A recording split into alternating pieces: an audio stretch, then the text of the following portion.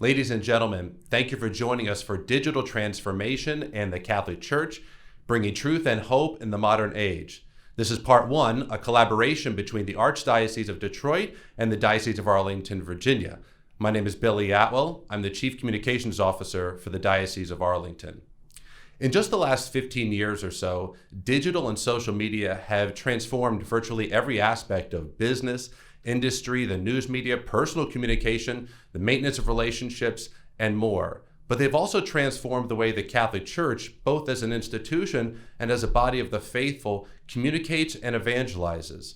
From the smallest mission parish to the Vatican in Rome, digital and social media are used to accomplish what traditional communication tools cannot, and to bridge the gap between those actively engaged in the work of the Church and those who are disconnected or have fallen away.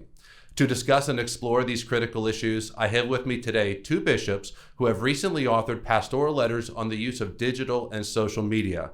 Archbishop Alan Vigneron of Detroit, who authored The Beauty of Truth, a pastoral note on communicating love and truth in the digital age, and Bishop Michael Burbidge of Arlington, Virginia, In Tongues All Can Hear, Communicating the Hope of Christ in Times of Trial. Thanks to both of you, Your Excellencies, for being with us today. Let's begin our conversation by talking about how the use of media has changed just in your lifetimes. Archbishop Vigneron, when you think about how church communications have changed since your own childhood and since the time you began serving as a young priest, what comes to mind? What I first think about is the change in devices, what we use for our communication. When I was a young priest, it was the bulletin and it was the telephone. And now we have these electronic means that permit almost instantaneous communication in such a wide range of audiences. We can be in touch with people on the other side of the globe instantly. It's really quite remarkable, the potential we have to be in touch with people. Bishop Burbidge, what comes to mind for you when you think about church communications and how it's changed during your lifetime?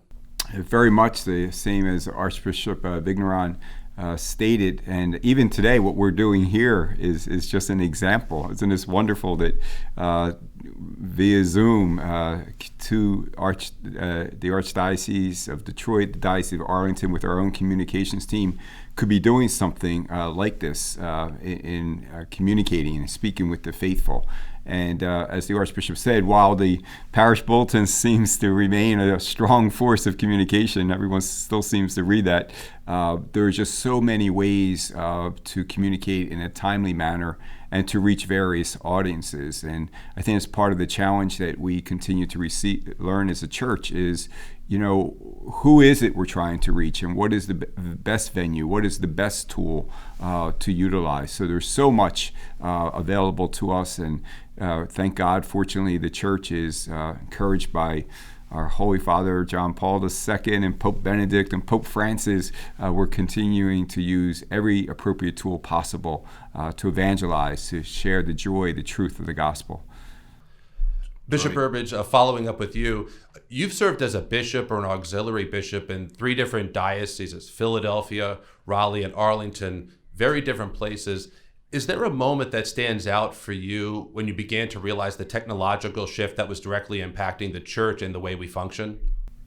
I don't think of any particular moment in either diocese, any of the three dioceses I served, but they were at different times, they were different years. And the one thing you would notice is that as the years would advance, so would the tools. So you could never stand still in the work of communication and evangelization. You had to keep up with what was most available to the people, what was being used the most.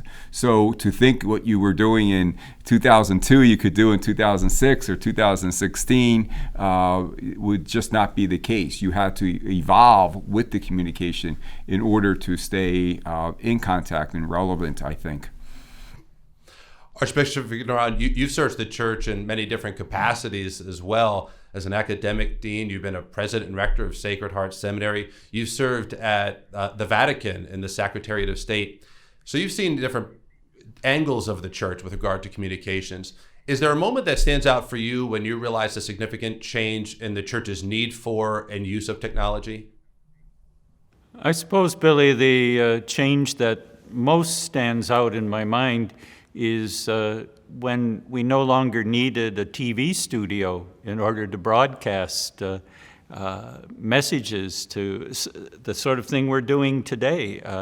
We do broadcasts for all the priests, for example, leaders in the diocese, and there's a laptop and a little handheld computer, and it's as effective as these clunky TV cameras used to be.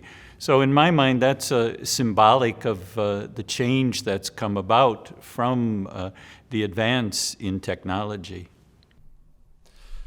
Very good. As you're both well aware, it has become harder for the church to have a voice in the public square, in part because of the sexual abuse crisis and an overall secularization of society. It has certainly had an effect on government and legislatures when it comes to securing religious liberty, but is perhaps most notable in the way the news media cover the church. This coverage has enormous consequence for what is said about the church on social and digital media platforms. Archbishop Vigneron, going back to you, as a bishop, I'm sure you've noticed this as well. As a pastor, what concerns you most about this reality? I think one of the things that's a great challenge for us is the milieu in which we try to communicate. There's a tremendous polarization. Everybody recognizes it. And this is creating tension, even contentious atmosphere. And so it's very hard within this milieu, to offer the good news, to present our message in such a way that you get a hearing and you don't get caught up in the push and pull, the antagonisms that very much are part of the culture. I think that's one thing that strikes me as very important right now. Very good. Bishop Burbidge, any thoughts on that?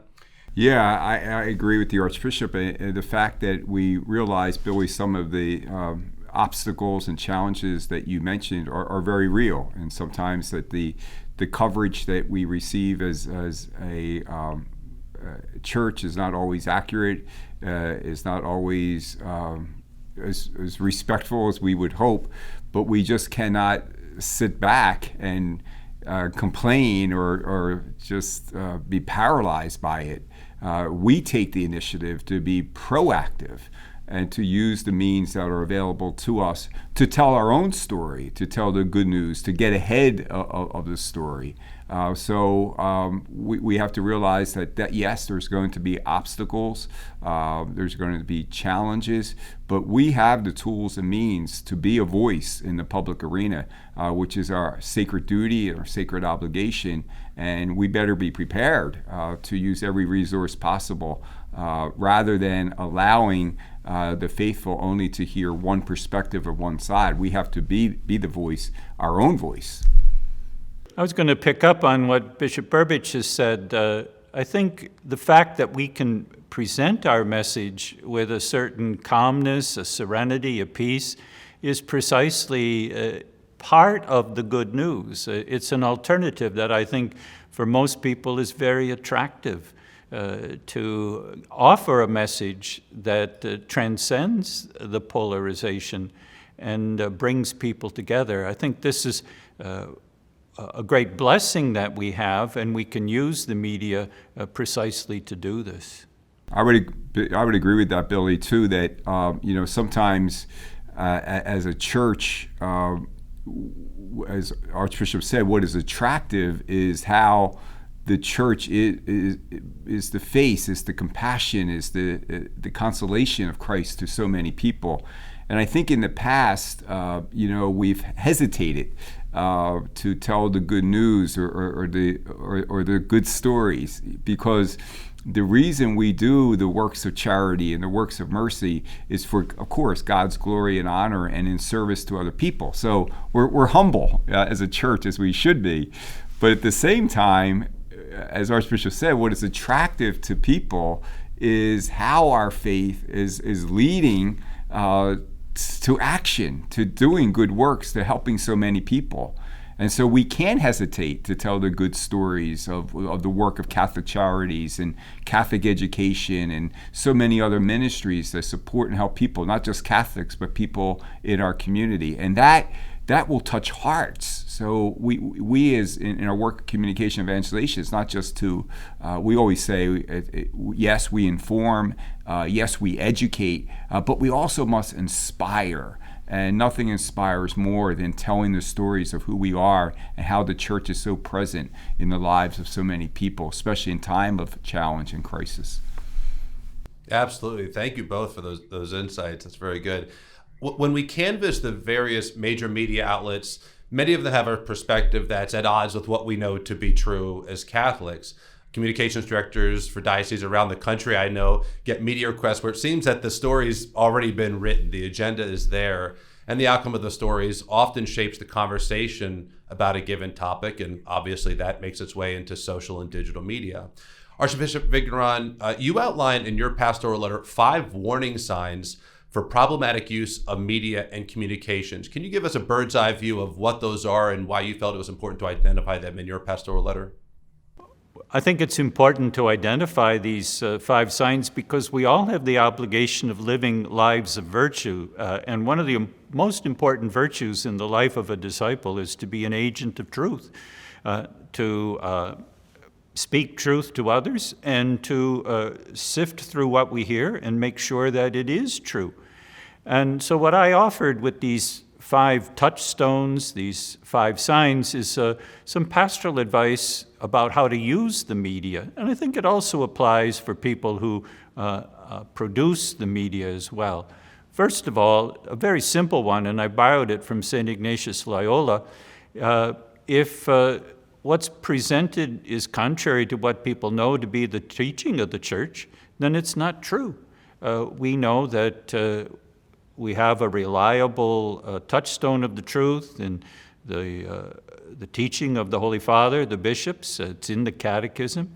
If what's presented in the media contradicts that, well, it's not true. Another important touchstone is to beware of unsubstantiated claims. It's very possible today with easy access to media for people to make outlandish claims. People need to be critical and ask, what's the evidence for the claim that people make? A third one is to be careful about the way people manipulate facts. The facts presented might be accurate, but how are they put together, and what's the kind of conclusion that people are led to? Does the argument stand up? A fourth point is ad hominem arguments that really don't go after the point that's being made, but go after the person who's making the point. That's a sign that you're on shaky ground. And ultimately, is what's presented divisive? Does it set us against one another? Now, this is not to say that we can't have disagreements, but these disagreements have to be tempered with charity and understanding one for another. The apostle says, say only the good things men need to hear. We're accountable to God for the virtuous way that we use media, for being excellent in using media to get to the truth. I think that's why it's important. Bishop Burbidge, you point out many of the same points in your pastoral letter and your ministry in general, particularly the last point about unity. But there's also no getting around the fact that social media can be used for good, and they're tools that are here to stay, so we need to learn to work with them. In your pastoral letter, you write, quote, early in the digital revolution, the Church recognized that special effort would be necessary by all her members to use these tools effectively and wisely so that true and accurate information would not get lost in a sea of misinformation and opinion. Again, very closely matching up with what Archbishop Vigneron has conveyed there. Do you think the Church has been effective in using these tools to combat misinformation? Yes, I think in many ways we have used the tools that we need to, again, to be that voice. And I think the warning signs that Archbishop Vigneron mentioned in his pastoral letter, they speak to all of us, not just to the media in general, to the media in the public arena, to Catholic media, to individuals who have their own platforms. We all have the obligation to be aware of those warning signs and to avoid them. And I think we should, as a church, and we try to do this, when media, whether it be national media, Catholic media, are doing their job well, to thank them and to encourage them, to respectfully challenge them when they're not, when some of those warning signs mentioned are ignored.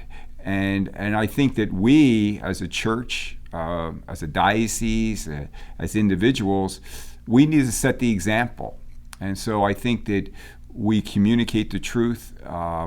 We engage with others, even those who disagree with us, even those who say things opposite than what is very, very dear to us as far as our beliefs and convictions, morals, in a respectful way.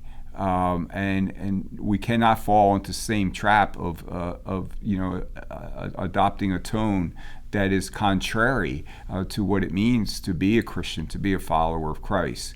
And that goes for all of us, and even to the faithful on their own individual platforms.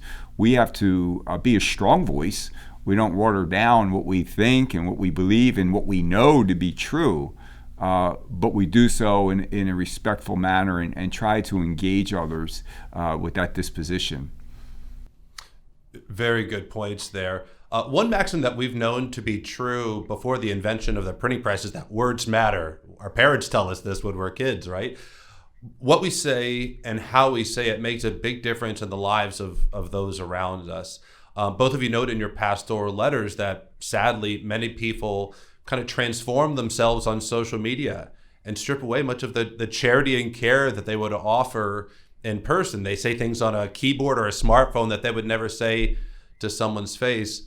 As Catholics, how can we avoid or respond to this trapping of social media, Bishop Burbidge?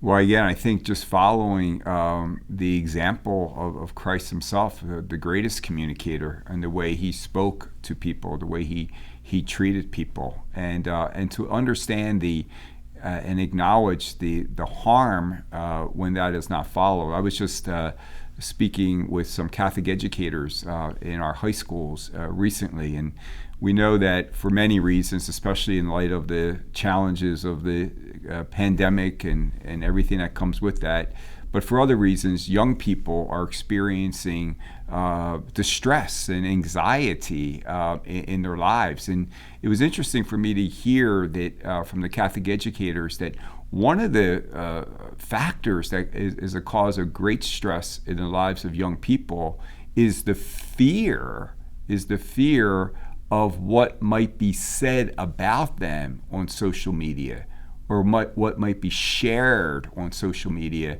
that can do great damage to their self-confidence and to their self-image, and how it really has emotionally hurt and negatively impacted the lives of young people. But I am sure that is true for all people. So as you said, Billy, I think words do matter, and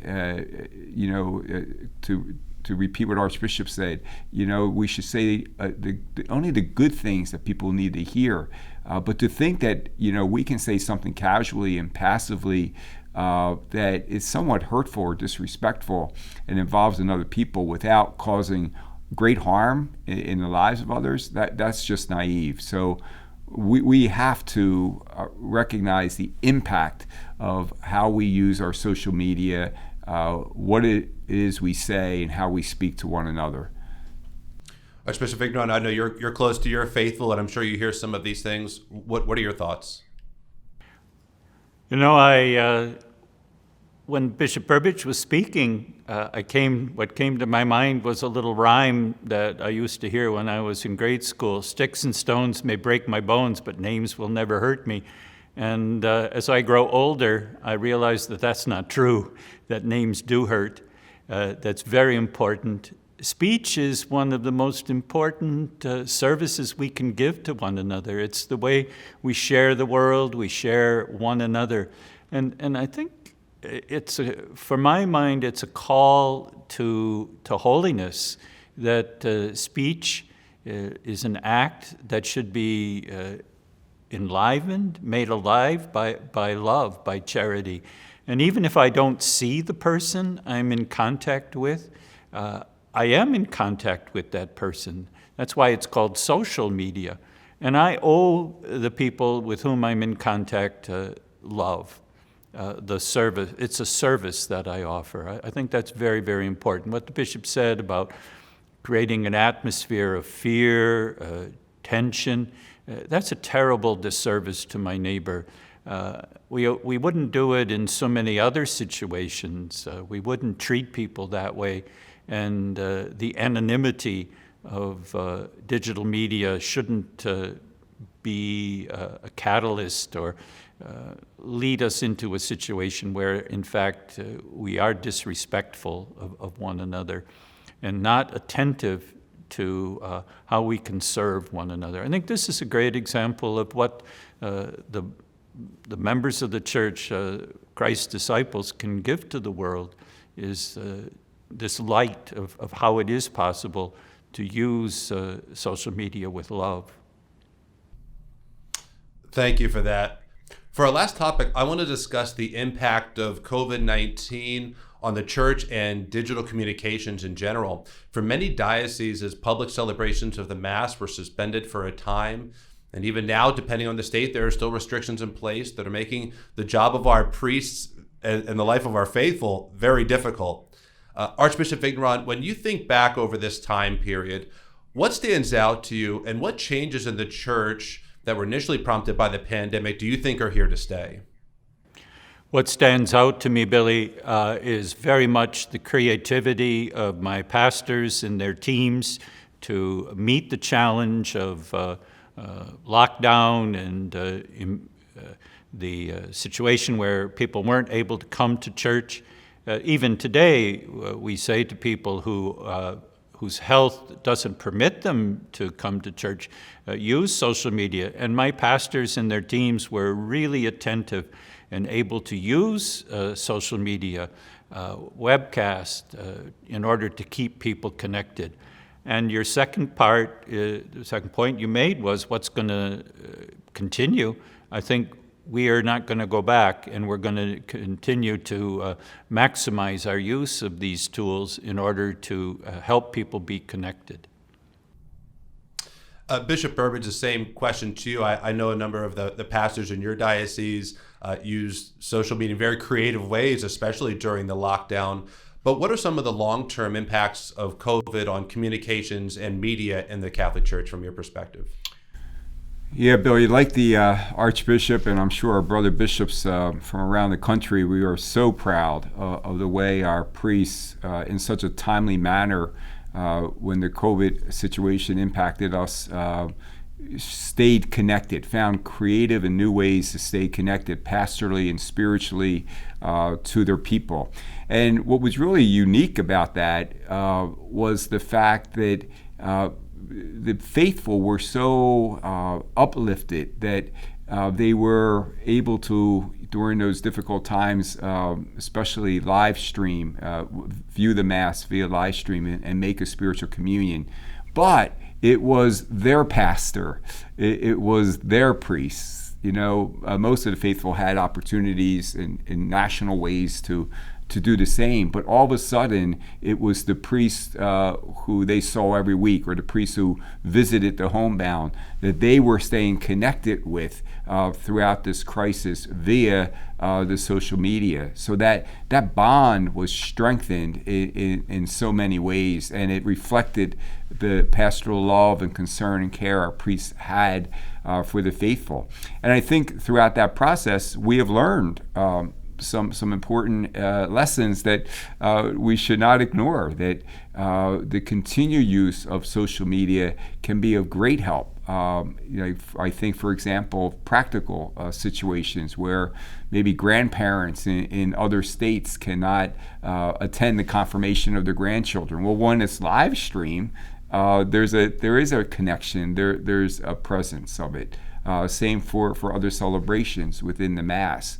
Of course, that comes with the challenge that we always are reminding our faithful that nothing can replace active and full participation, especially at Mass and the reception of the body and blood of Christ, for those who are physically and emotionally able to do so. But I think the use of social media, not just for live streaming Mass, but for Bible studies, for videos, teaching the faith, our priests were so creative, and I see it continuing, and that's very uplifting. Very good. I appreciate that. Before we close out, Bishop Burbidge, are there any final thoughts that you would want to share with those who are watching? Well, to both the communications team here in Arlington and the Archdiocese of Detroit, thanks so much for allowing Archbishop Vigneron and I to have such a discussion using technology, using the tools of the day. And I would just ask, if I could repeat just a final message to the faithful is to know that as a disciple of Christ, you are to evangelize. You are to spread the good news. And many of you have that opportunity to do so with your own social media platforms.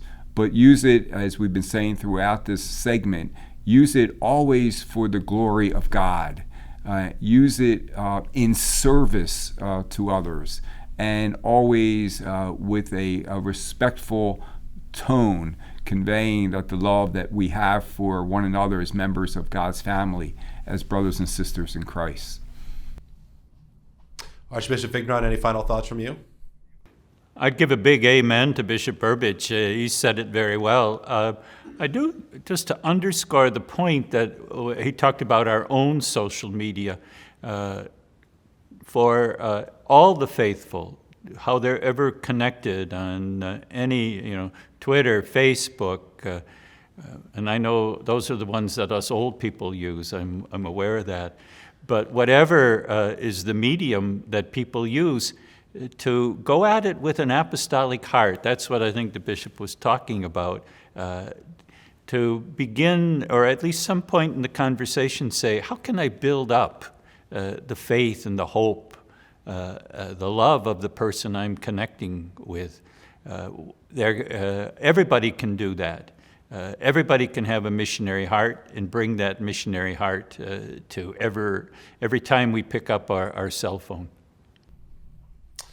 Again, I want to thank you both for your contributions here, and thank you for those who are watching. Clearly, you're interested in this topic, and we hope that this makes a positive impact for you and for your families. To check out the pastoral letters from Archbishop Vigneron, as well as from Bishop Burbidge, go to unleashthegospel.org or arlingtondiocese.org. And make sure you watch part 2, where media and communications professionals will be talking more about this topic, reflecting on some of the things each bishop has said, and also offering their own thoughts and reflections from their experience in this field. Thank you, and God bless.